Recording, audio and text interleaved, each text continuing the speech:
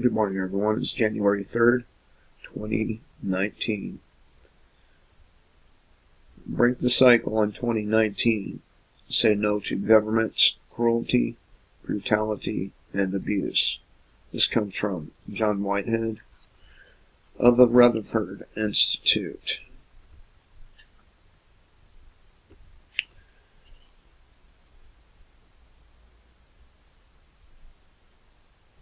There's a saying that I see while I'm playing Call of Duty. It goes something like this. Most men can take adversity. If you want to test a man's courage or morality or something like that, give him power. The greater the power, the more dangerous the abuse. This one is from Edmund Burke, but when you die playing Modern Warfare, some saying flashes up on the screen. Something, like a famous person, like Colin Powell, Reagan, these people. And that was one of their sayings. But it's time to break the cycle. Let's make 2019 the year. The year that we say no to the long list of abuses. The cruel, the brutal, the immoral, unconstitutional, unacceptable abuses. We've been taking it way too long, people.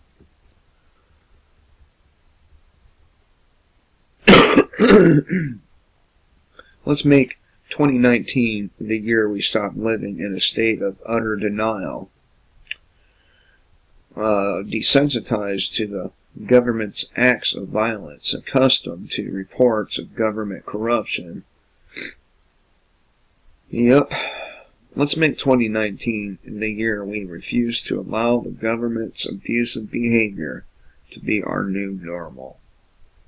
Here's a small list of what we suffered through in 2018.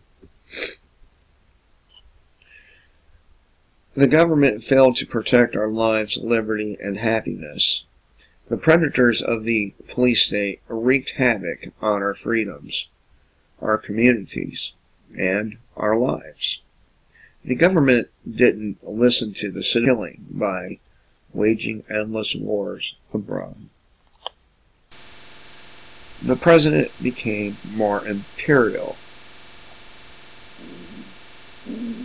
You hear my stomach growling.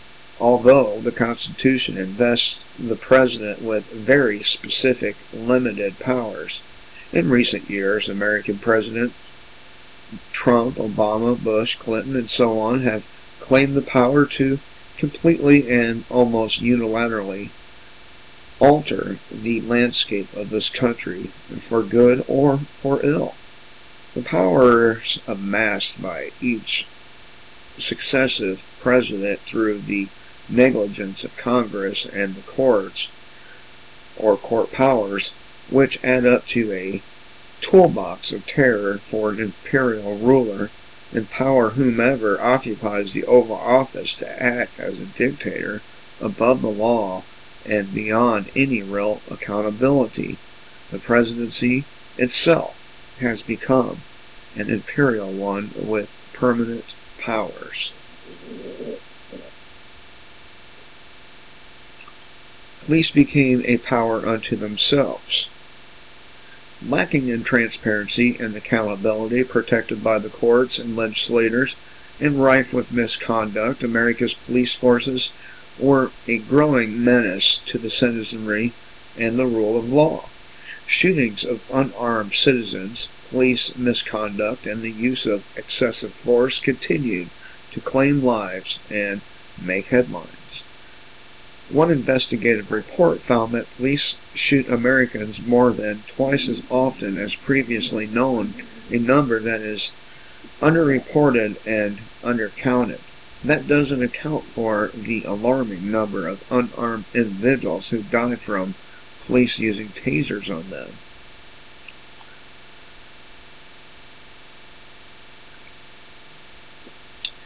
Yep. excessive force.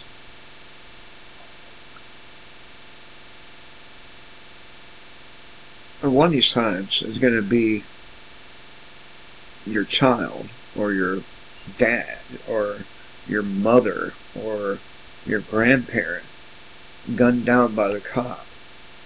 It's funny how a lot of these pro-police people, they're pro-police until one of these motherfuckers shows up at their door and kills one of their pets, or their child, or someone they love. Okay. 911 calls turned deadly.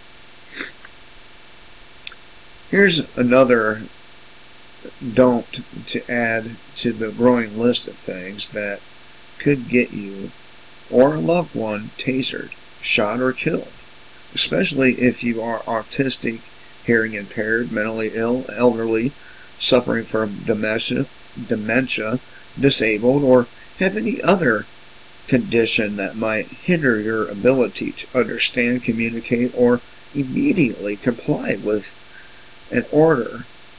Don't call the cops. Even if you have home invaders, you kill them and hide the body yourself. I mean, lots of people that dial 911 are the ones who end up getting killed.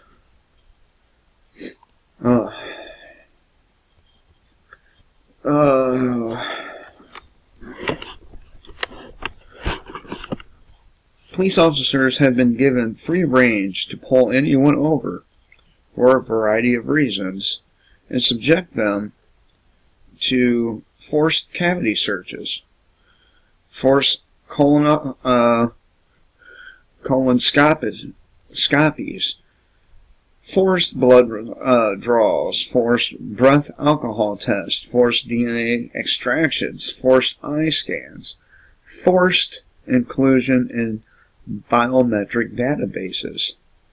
This free-handed approach to traffic stops has resulted in drivers being stopped for windows that are too heavily tinted, for driving too fast, for driving too slow, failing to maintain speed, following to driving, screeching a car's tires, and leaving a parked car door open for too long. You heard that right. Unfortunately, traffic stops aren't just dangerous. They can be downright deadly. At a time when police can do no wrong, at least in the eyes of the courts, police unions, and politicians dependent on their votes, and a fear for officer safety is used to justify all manner of police misconduct.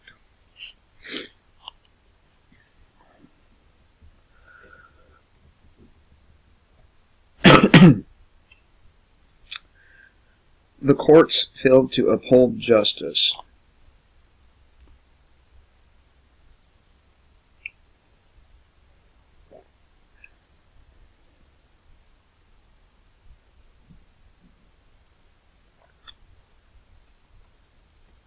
Alright. A review of critical court rulings over the past decade or so, including some ominous ones by the U.S. Supreme Court, reveals that a startling and steady trend towards pro-police state rulings by an institution concerned more with establishing order and protecting the ruling class and government agents than upholding the rights enshrined in the Constitution. For example, despite the fact that a 26-year-old man was gunned down by police who banged on the wrong door at 1:30 a.m., failed to identify themselves as police, and then repeatedly shot and killed innocent homeowner who answered the door while holding a gun in self-defense, the justices of the High Court refused to intervene to address police misconduct, despite the fact that police shot and killed nearly 1,000 people nationwide for the third year in a row. many of whom were unarmed, mentally ill minors, or were shot merely because militarized police who were armed to the hilt feared for their safety. And the Supreme Court has failed to right the wrongs being meted out by the American police state.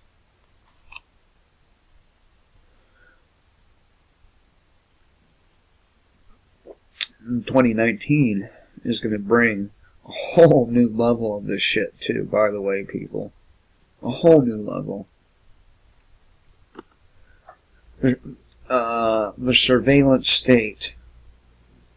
The surveillance state rendered Americans vulnerable to threats from government spies, police, hackers, and power failures.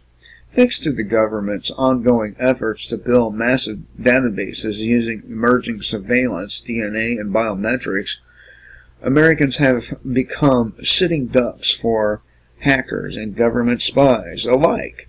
Billions of people were affected by data breaches and cyber attacks in 2018 on a daily basis. Americans are being made to relinquish the most intimate details of who we are, our biological makeup, our genetic blueprints, and our biometrics, in order to navigate an increasingly technologically enabled world.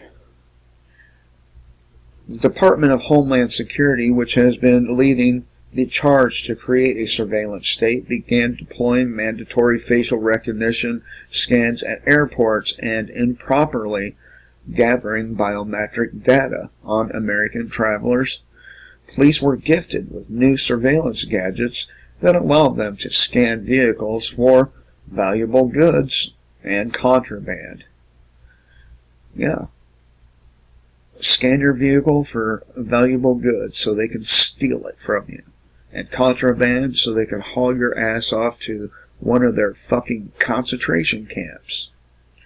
Even churches got in on the game, installing crime cameras to monitor church property and churchgoers.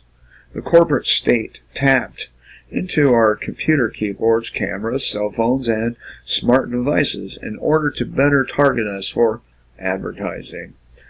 Social media giants such as Facebook granted secret requests by the government and its agents for access to user accounts. Triggered by background noise, Google Assistant has been actively recording phone users' conversations, and our private data methodically collected and stored with or without our say-so. Mass shootings claim more lives. Mass shootings have taken place at churches, in nightclubs, on college campuses, on military bases, in elementary schools, in government offices, and at concerts. In almost every instance, you can connect the dots back to dominate, dictate, and shape almost every aspect of our lives.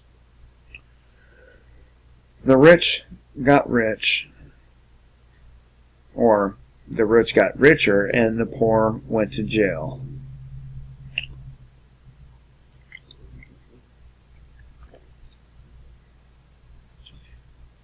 Not content to expand the police state's power to search, strip, seize, raid, steal from, arrest, and jail Americans for any infraction, no matter how insignificant, the Trump administration gave state courts the green light to resume their practice of jailing individuals who are unable to pay the hefty fines imposed by the American police state.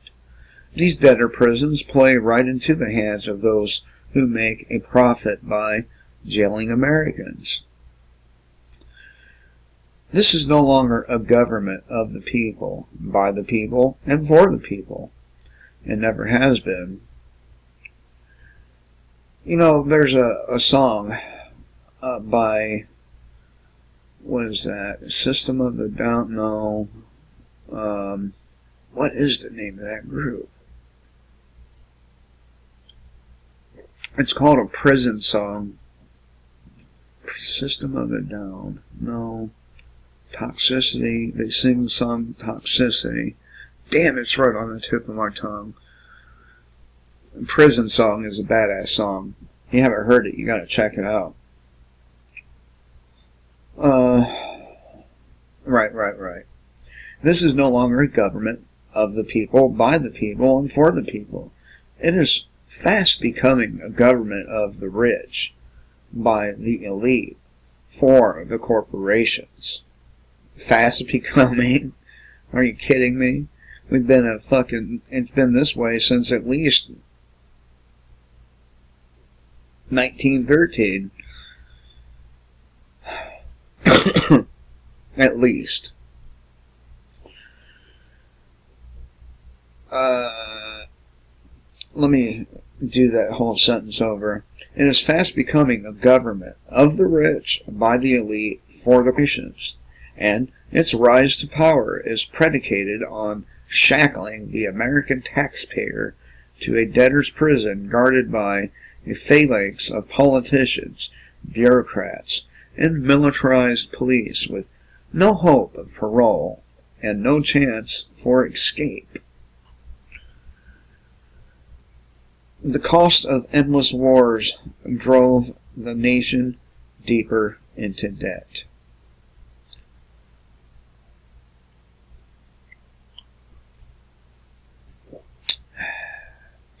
America's war spending has already bankrupted the nation to the tune of more than $20 trillion.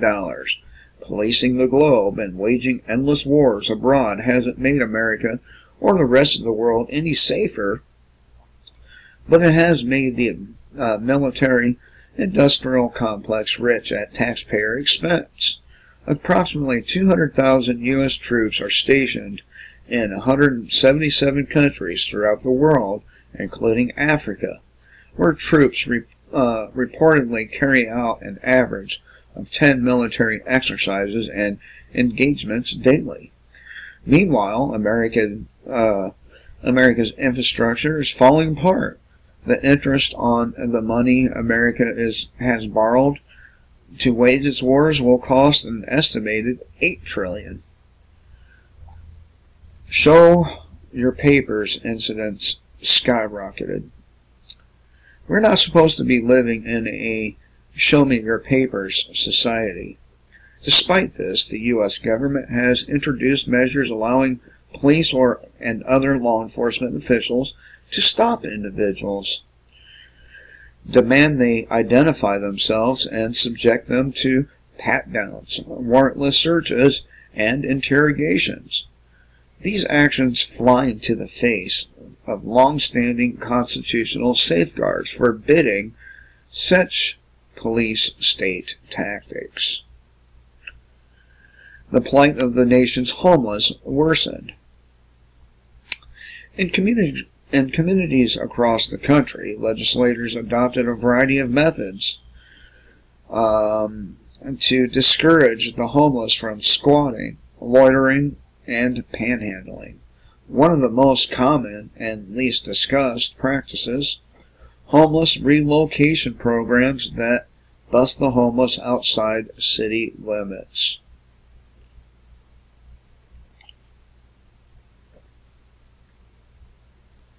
And there's these homeless encampments all over the place too. It's not just California. There's quite a few here in South Carolina, right here in the Spartanburg-Greenville area. So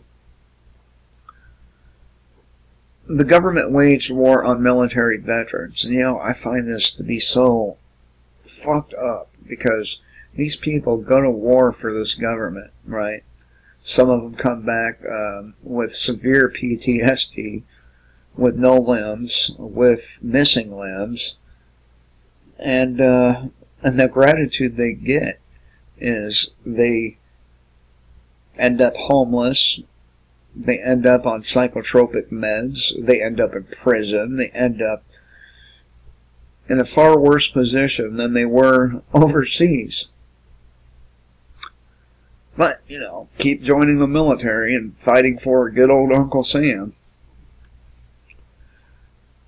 Okay, the government has done a pitiful job of respecting the freedoms of military veterans and caring for their needs once out of uniform, despite the fact that the U.S. boasts more than 20 million veterans who have served in World War II through the present day. The plight of veterans today is America's badge of shame. I have to disagree with that. There are lots of badges of shame that America has, and that's just one of probably hundreds. With large numbers of veterans impoverished, unemployed, traumatized mentally and physically, struggling with depression, suicide, and marital stress, homelessness,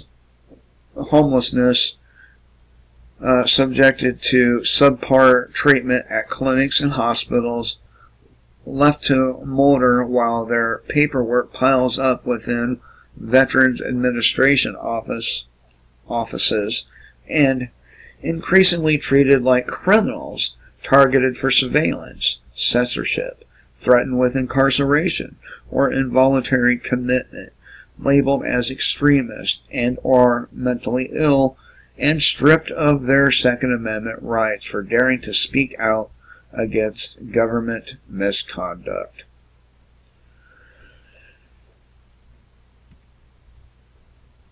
We have a few more here. Few more.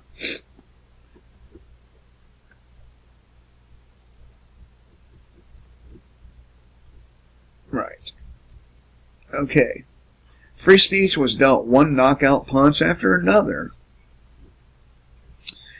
Protest laws, free speech zones, bubble zones, trespass zones, anti-bullying legislation, zero-tolerance policies, hate crime laws, and a host of other legislation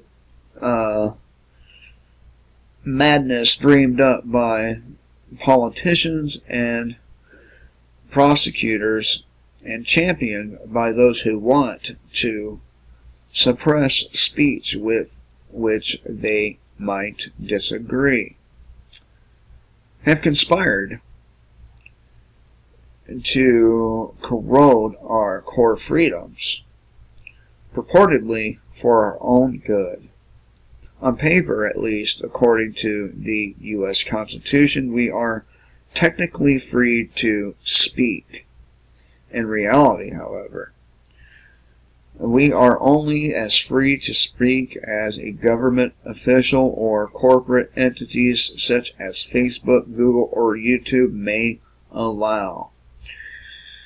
The reasons for such censorship varied widely, from political correctness, safety concerns, and bullying to national security and hate crimes. But the end result remained the same: the eradication of free speech.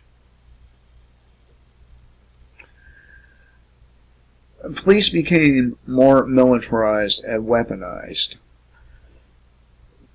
Despite concerns about the government's steady transformation of local police into a standing military, local police agencies continue to acquire weaponry, training, and equipment suited for the battlefield, with full support from the Trump administration.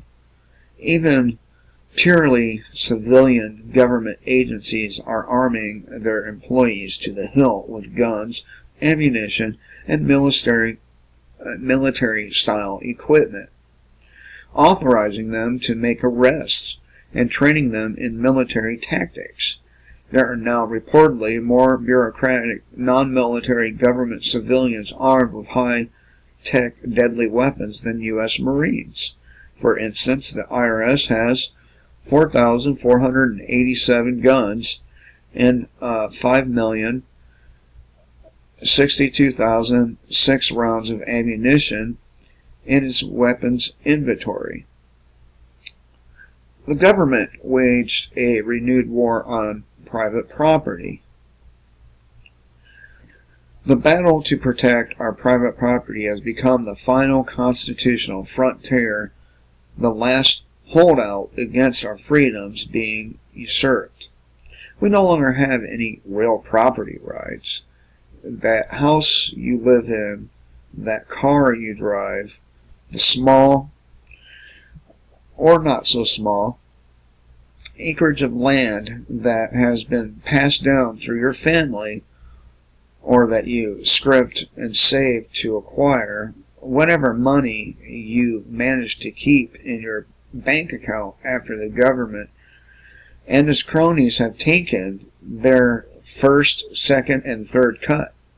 None of it is safe from the government's greedy grasp. And at no point do you ever have any real ownership in anything other than the clothes you put on your back. Everything else can be seized by the government under one pretext or another.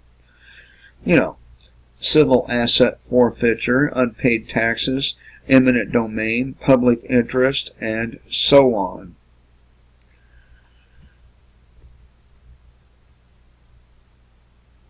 Police waged war on kids. So-called school safety policies, which run the gamut from zero tolerance policies that punish all infractions harshly to surveillance cameras, metal detectors, random searches, drug-sniffing dogs, school-wide lockdowns, active shooter drills, and militarized police officers. Turn schools into prisons and young people into prisoners. The Justice Department announced that it will provide funding for schools that want to hire more resource officers. And it's not like they're not already there abusing the kids. Now, with more of these fucking pigs, more children are going to be brutalized and probably even killed. Remember what the teacher from Parkland shooting said, right? It looked like cop shooting those kids. But somehow, Nicholas Cruz is blamed for it, even though he was found he didn't have a gun on him when his schoolmate talked to him. And the whole thing. Oh man. Okay, let me keep going here.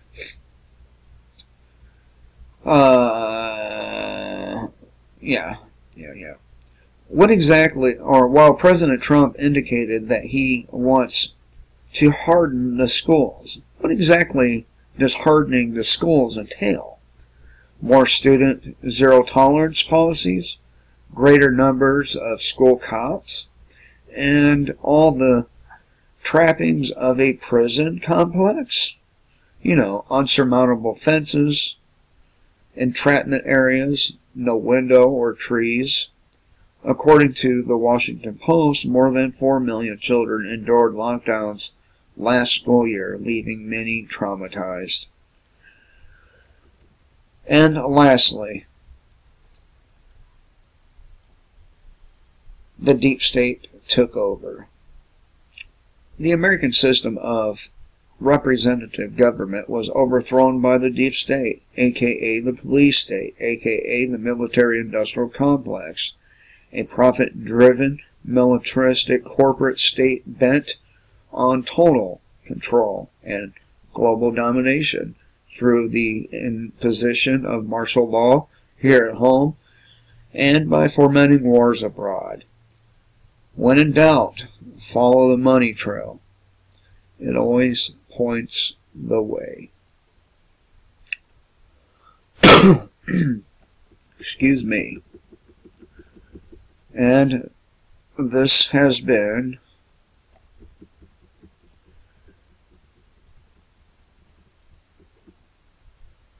Break the Cycle in 2019. Say no to the government's cruelty, brutality, and abuse. And if we don't put a stop to these pigs, to these politicians, with blood, sweat, and tears, they are going to end up killing us all. I hope you all have a good morning. Until next time, kill the state before the state kills you.